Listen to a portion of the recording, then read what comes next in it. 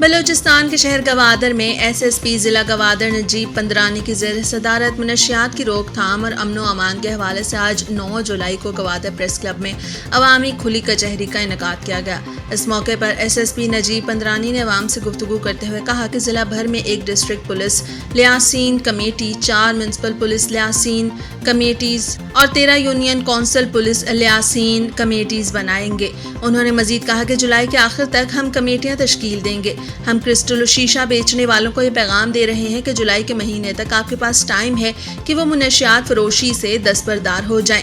اگر وہ دستبردار ہوتے ہیں تو ہم ان کو گلے لگائیں گے، اور اگر وہ منشیات فروشی ترک نہیں کریں گے تو میں خود ہر ایک منشیات فروش کے گھر جا کر پہلے اس کا گھر گراؤں گا اور بعد میں اس کے خلاف سخت سے سخت قانونی کارروائی کروں گا۔ اور جو منشیات پینے والے لوگ ہیں ہم ان کا پہلے مردم شماری کریں گے، ان کا ڈیٹا جمع کریں گے اور بہتر سے بہتر جگہ ان کا علاج کرائیں گے۔ ایس ایس پی گوادر نے مزید گفتگو کرتے ہوئے کہا کہ میں ہر 2 ہفتے بعد ایسی کھلی کچہری کروں گا۔